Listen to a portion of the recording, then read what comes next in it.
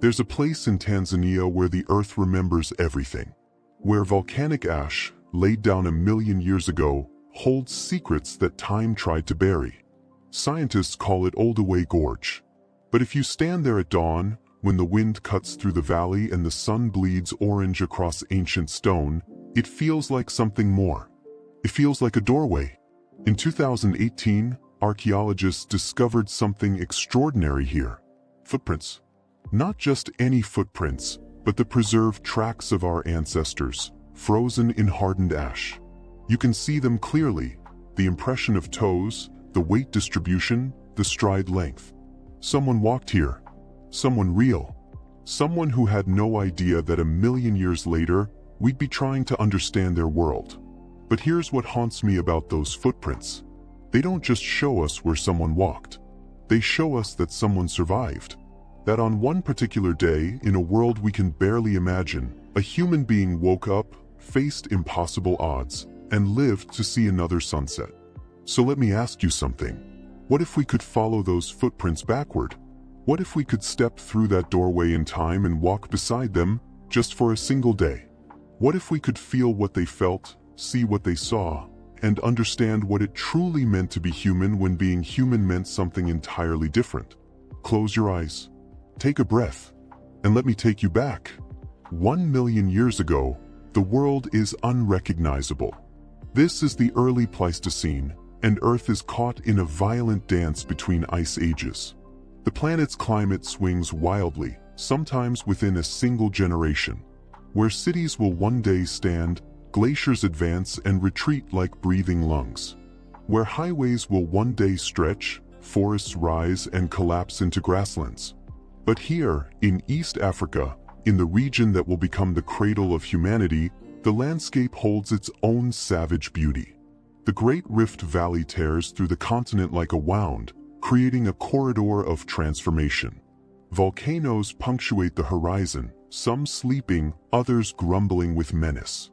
The air itself tastes different here, thinner, sharper, touched by sulfur and possibility.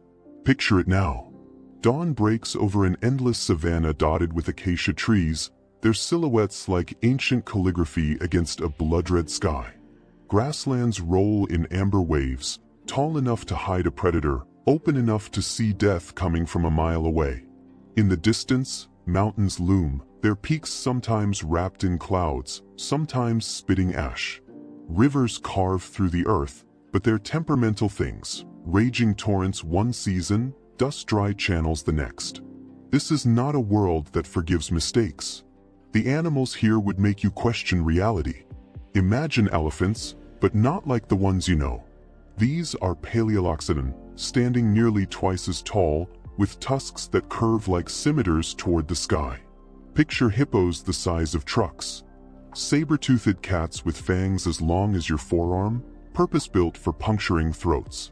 Hyenas, but massive, with bone-crushing jaws that could crack open elephant skulls. Giant baboons that hunt in packs. Birds with wingspans wide enough to cast shadows like passing clouds. And somewhere in this prehistoric arena, clinging to existence by their wits and their will, are our ancestors. They don't call themselves anything. They have no concept of species or taxonomy. They don't know they're Homo erectus, that they represent a crucial chapter in human evolution. They only know what every living thing knows, the difference between sunrise and extinction. A small group emerges from the pre-dawn darkness. 12 of them, maybe 15. It's hard to count in the half-light, hard to distinguish bodies from shadows. They've spent the night huddled in a rocky alcove near a seasonal riverbed, where boulders offer some protection and the sound of moving water might mask their presence from prowling carnivores. Sleep, for them, is never deep. It's a shallow, anxious thing, broken by every crack of a branch, every distant roar, every shift in the wind's direction. Now, as the sun lifts over the eastern hills, they begin to stir. Let me show you one of them, a young male, maybe 20 years old, though he wouldn't count his age in years. He's lean, powerfully built, standing just under 6 feet tall. His face would startle you. It's human, undeniably, but different. His brow ridge is pronounced, thick and heavy. His jaw juts forward more than yours does. His skull is longer, lower. But his eyes would tell you everything. They're alert, intelligent, calculating. They're human eyes. He doesn't wake gradually. One moment he's asleep, the next he's completely aware, every sense calibrated to survival. This is a skill you lose when you live in houses with locks and alarm systems. But for him, that microsecond of awareness, that instant assessment of threat, is the difference between life and becoming something else's breakfast. He listens first. The riverbed still holds water, trickling over stones. A bird calls in the distance, normal, not alarm calls. Also good. No sudden silences in the insect chorus, no panic in the air.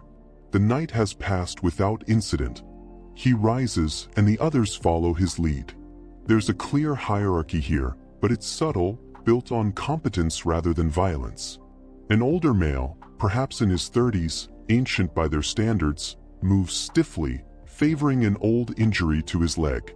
A woman, visibly pregnant, her belly swollen beneath the animal hide she's fashioned around her waist, stretches carefully. 3 juveniles, gangly and curious, their eyes wide with the resilience of youth. Others, each carrying their own scars, their own stories of survival. They don't speak, not in the way you understand speech. They communicate with gestures, grunts, sounds that carry meaning but lack the complexity of language. A low vocalization means danger. A specific hand motion means water. A particular posture means submission or dominance. They're not primitive, they're efficient. Every calorie matters. Every breath, every movement, every thought must serve survival. Their first task is water. Always water.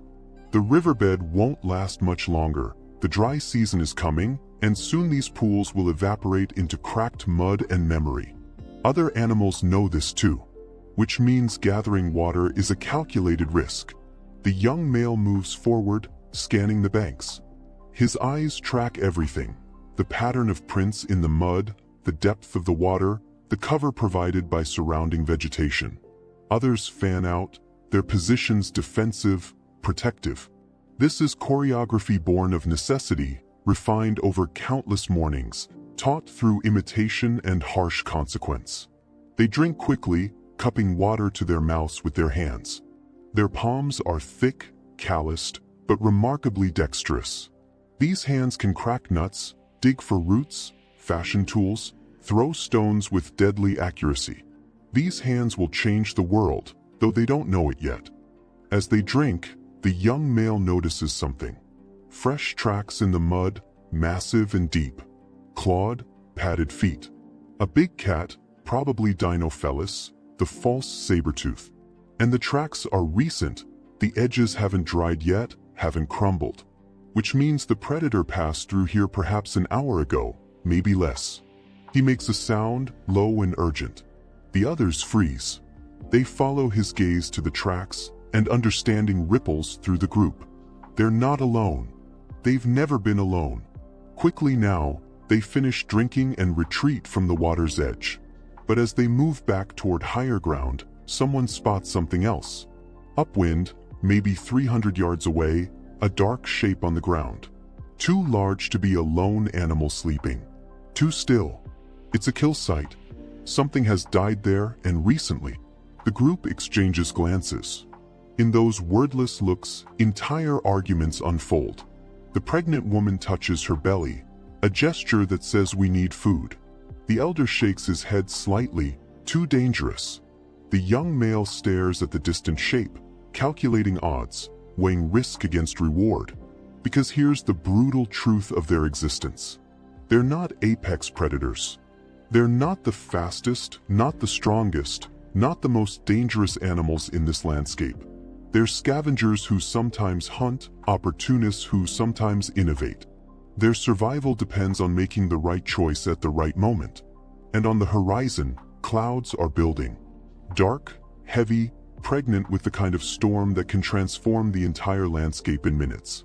A storm that can turn dry riverbeds into raging torrents, that can strand you on the wrong side of sudden rivers, that can force you into the territory of creatures you'd rather avoid. The young male makes a decision. He gestures toward the kill site.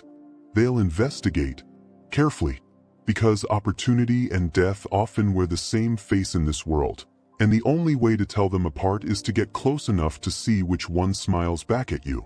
They begin to move across the grassland, keeping low, keeping together, their eyes scanning for movement, their ears tuned to every sound. Above them, the sky darkens. Behind them, their footprints in the mud begin to dry. One day, someone will find those footprints and wonder what they were thinking, where they were going, whether they survived. But right now, in this moment 1,000,000 years ago, they're not history yet. They're just people trying to make it through another day in a world that doesn't care if they do. And the day is just beginning. Distance can lie to you. What looks like a short walk across open savanna becomes something else entirely when you're moving through grass tall enough to hide a crouching predator. When every step might crack a branch and announce your presence. When the wind shifts direction and suddenly you're downwind, your scent broadcasting your approach like a dinner bell. The young male leads, but he doesn't rush. Rushing gets you killed. Instead, he moves in a pattern, 3 steps forward, pause, scan the horizon, listen, smell the air, then 3 more steps.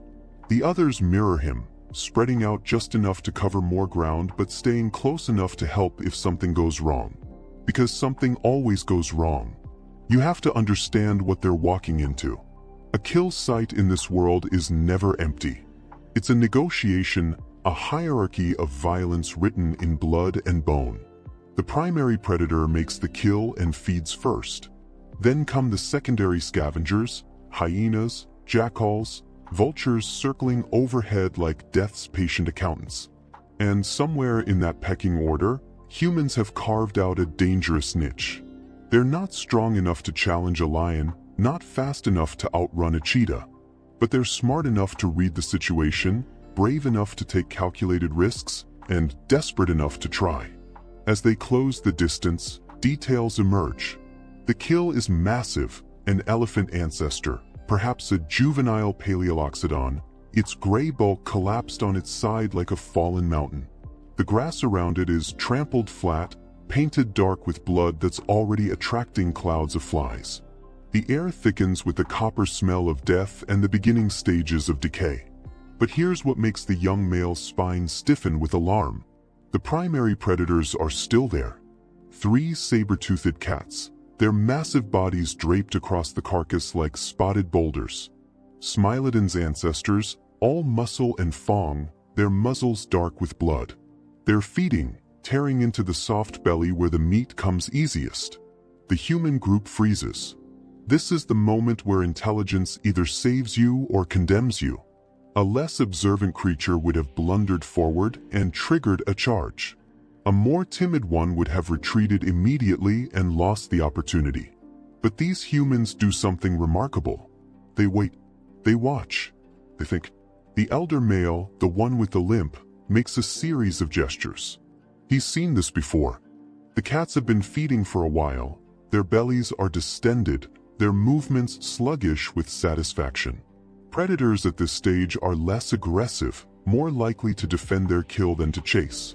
But they won't abandon it completely. Not yet. A strategy forms without words. The pregnant woman and the juveniles will stay back, positioned upwind where they can see but won't be seen. 4 of the adults will approach from different angles, making themselves visible, making noise. Not threatening, that would be suicide. But persistent, annoying, creating the impression that the effort of chasing them away isn't worth the energy. It's a gamble that only works because of one crucial factor. These cats have never seen humans before. Not these particular cats, anyway. Homo erectus has only recently begun to exploit large kills like this, and predators haven't yet learned to categorize them as serious competitors. They're curious about these strange, upright creatures. Wary, but not immediately hostile. The young male is the first to break cover. He steps into the open, deliberately, his body language carefully calibrated. He's not crouching, which would signal prey behavior. He's not charging, which would signal challenge. He's simply standing, watching. One hand grips a heavy stone, the other holds a wooden branch he's been carrying. Not quite a spear, but enough to give reach if needed. The largest cat lifts its head. Blood drips from its saber teeth, each one as long as a human hand. Its yellow eyes lock onto the young male with an expression that's almost puzzled. What is this thing? Why isn't it running? Seconds stretch into small eternities. The young male feels his heart hammering against his ribs, feels every muscle coiled for flight. But he doesn't run. Running triggers chase. Running means death. Instead, he does something that seems insane but is actually brilliant. He raises his arms, making himself larger. He opens his mouth and makes a sound, not a scream, but a loud, sustained vocalization. Harsh, guttural, unfamiliar. The other humans join in, creating a chorus of strange noises. They bang rocks together, crack sticks against stone. They're weaponizing confusion, turning the cat's uncertainty into an advantage. And incredibly, it works. The largest cat stands, its muscles rippling under spotted fur. It takes one step toward the humans, then stops. It looks back at the carcass, calculating. The math is simple. The kill is heavy, immovable, and there's still plenty of meat. These strange creatures are unpredictable and loud. The easiest solution is to retreat a short distance and wait for them to leave. One by one, the cats move away from the carcass, maybe 50 yards downwind. They settle into the grass, watching with predatory patience. The message is clear: take what you need quickly, but don't push your luck. Now comes the frantic work. The humans converge on the carcass with explosive urgency. They know they have minutes, not hours. Their hands move with practiced efficiency, using the stone tools they've carried specifically for this purpose. Watch how they work. The young male uses a hand axe, a teardrop-shaped stone with edges sharp enough to slice hide. He doesn't hack randomly. He targets specific areas: the haunches where tendons connect to bone, the ribcage where strips of meat can be peeled away, the skull where the brain sits protected. These aren't mindless scavengers. They're surgical in their precision. Another male uses a hammerstone to crack open the long bones. The marrow inside is pure nutrition, fat and protein concentrated in a package that most predators can't access. But humans, with their tools and their intelligence, can crack the code literally. The sound of stone on bone echoes across the savanna like ancient applause. The pregnant woman has her own role. She's gathering the choice pieces, wrapping them in leaves, distributing the load among the group. She knows they can't carry everything. They have to prioritize: brain matter for omega fatty acids, marrow for energy, organ meat for vitamins, muscle for protein. Every choice matters because they won't eat like this again for days, maybe weeks. But time is running out in multiple ways. The cats are getting restless, rising to their feet, beginning to pace. Their patience is wearing thin. And overhead, the storm clouds have transformed from threat to promise. The first drops of rain begin to fall, fat and heavy, splattering against sun-heated stone. Then someone makes a discovery that changes everything. One of the younger males, working on the elephant's skull, finds something embedded in the bone. Stone points. Primitive weapons. Which means this elephant didn't die naturally. It was hunted. Which means there's another group of humans somewhere nearby. Another band that made this kill and might return to defend it. The implications ripple through the group like electricity. Territory disputes between human groups are brutal, often fatal. Resources are too scarce to share. The rules of engagement are simple: avoid conflict when possible, but fight to the death when necessary. The young male makes a rapid series of gestures. They need to leave. They've gathered enough meat to feed the group for several days, but staying longer isn't worth the risk of encountering hostile humans or facing the cat's inevitable charge. As they retreat, the rain intensifies, transforming from drops to deluge in heartbeats. The storm they saw building has arrived with tropical fury. Visibility drops to almost nothing. The temperature plummets. And somewhere in the gray curtain of rain, they hear something that makes their blood freeze. Voices. Human voices. Coming from the direction they're heading. They're caught between three threats now: the cats behind them, the storm around them, and unknown humans ahead. And the day is only half over. Before we continue this journey through time, I need to ask you something. If you're finding yourself pulled into this story, if you're wondering whether our ancestors survived this day, if you want to explore more mysteries of human evolution and ancient history, hit that subscribe button right now. This channel is dedicated to bringing you cinematic, research-based stories from our prehistoric past. Stories that textbooks make boring but that are actually the most thrilling survival tales ever lived. New episodes every week. Subscribe so you don't miss what happens next. Because trust me, you're going to want to know how this ends. Now, let's get back to that rainstorm. Back to a group of humans caught between impossible choices. Back to the moment when survival hangs by a thread. Rain in the Pleistocene isn't like rain today. There's no running inside, no waiting it out under shelter while you scroll through your phone. This rain is a transformative force, violent and absolute. Within minutes, the world becomes unrecognizable. The dust that covered everything turns to mud that sucks at your feet. Dry riverbeds awaken into raging torrents. Visibility drops to arm's length. Every sound becomes distorted, muffled by the roar of water falling from a sky that seems to have opened its floodgates in rage. The young males group huddles together, their hard-won meat wrapped in leaves and animal hide, pressed against their bodies. They're drenched, shivering despite the warmth of the day. Water runs into their eyes, their mouths.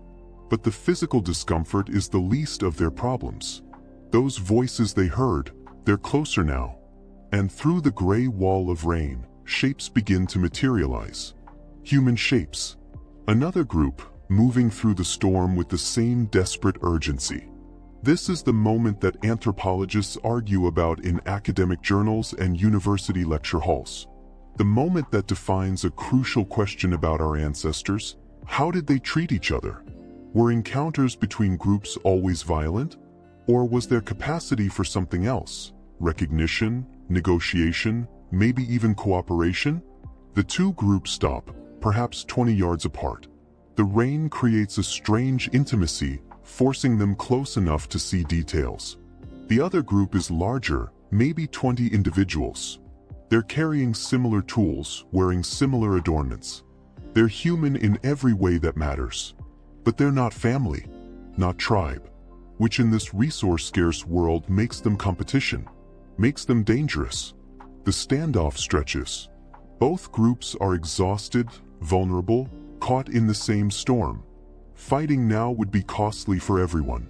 But backing down might signal weakness, might invite future aggression. Then something extraordinary happens. The elder from our group, the one with the limp, does something unexpected. He steps forward, alone, and places his stone hand axe on the ground in front of him.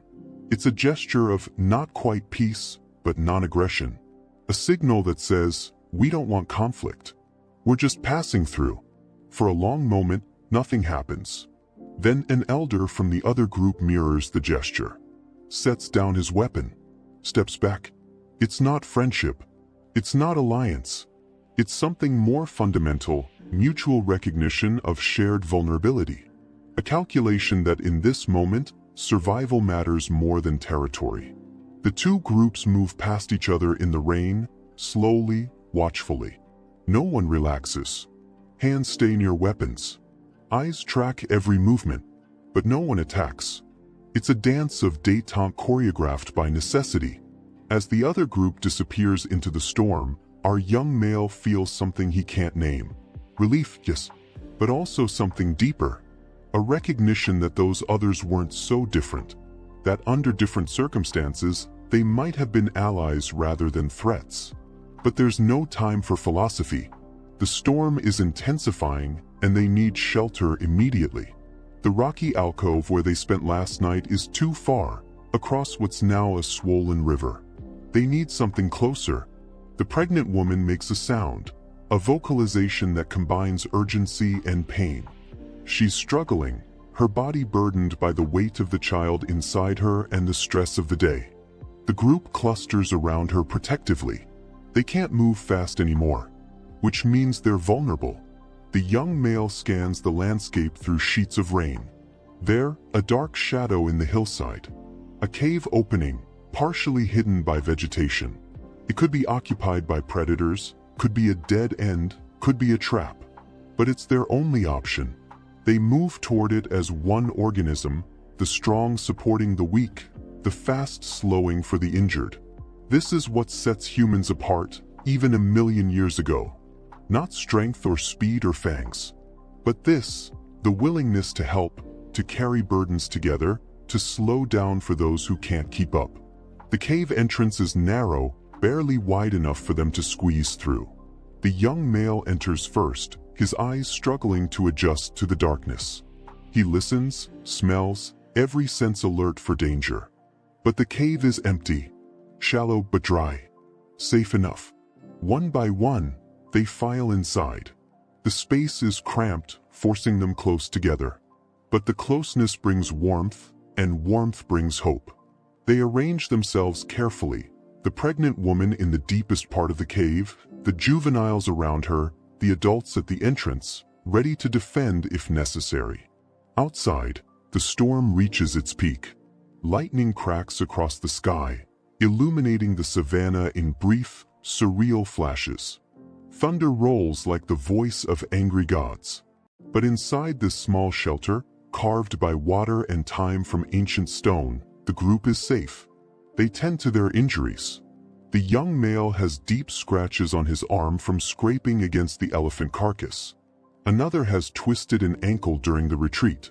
The elder's old injury is flaring up, his legs swollen and painful. But they've survived.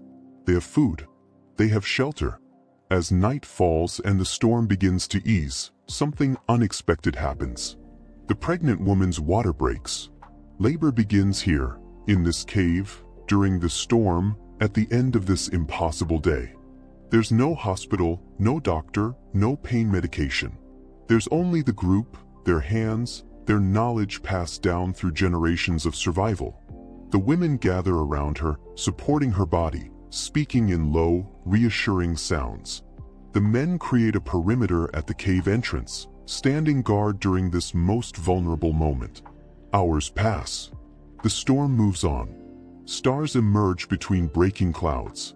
And then, as the first light of dawn begins to touch the eastern horizon, a new sound fills the cave.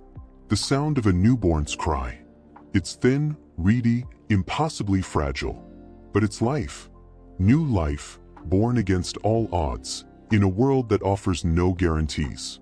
The young male looks at this tiny human, wrinkled and red and utterly helpless, and feels something profound. This child represents hope, represents the future, represents the reason they fought so hard to survive this day. He doesn't know that this baby carries genes that will eventually lead to you, that every human alive today is connected to moments exactly like this one. That survival isn't just about the individual, but about the chain of life stretching forward through unimaginable time. As the sun rises on a new day, the group emerges from the cave. The savanna has been transformed by the storm, washed clean, vibrant with color, alive with possibility. Steam rises from the earth like the world itself is breathing. They survived, not through strength or dominance, but through intelligence, cooperation, and sheer stubborn will. They survived the predators, the storm, the hunger, the fear. They survived because they worked together, because they cared for their weak, because they made smart choices in impossible situations. This single day, a million years ago, might seem insignificant in the vast sweep of time. But multiply it by thousands of days, millions of days, across hundreds of thousands of years. This is how humanity was forged, one impossible day at a time, one survival at a time, one new life at a time. The young male picks up his tools, checks the horizon, and prepares to move. The The day ahead will bring new challenges, new dangers, new choices. But that's tomorrow's story. Today they survived. And in the end, that's the only story that matters. Because every human who has ever lived is the descendant of survivors. You are here because your ancestors faced days like this and didn't give up. They didn't know they were building the future. They just knew they wanted to see another sunrise. And because they did, here you are. This is the power of our evolutionary story. Every challenge you face, every obstacle you overcome, every moment you choose to keep going, you're channeling millions of years of survival instinct. You're carrying the legacy of ancestors who faced impossible odds and won. If this story moved you, if it changed how you see yourself and your place in history, do me a favor. Hit that like button. Share this with someone who needs to remember how strong humans really are. And subscribe to this channel because we're just getting started. There are countless more stories from our prehistoric past waiting to be told. Stories of discovery, of conflict, of love and loss and triumph. Comment below, what surprised you most about life a million years ago? What do you think our ancestors would think of how we live today? And remember, you're not just watching history. You're living it. Every day you survive is another link in the chain stretching back to that cave, that storm, that newborn's cry. Thank you for traveling through time with me. Until next time, stay curious, stay grateful, and remember where you came from. We'll see you in the next journey through deep time.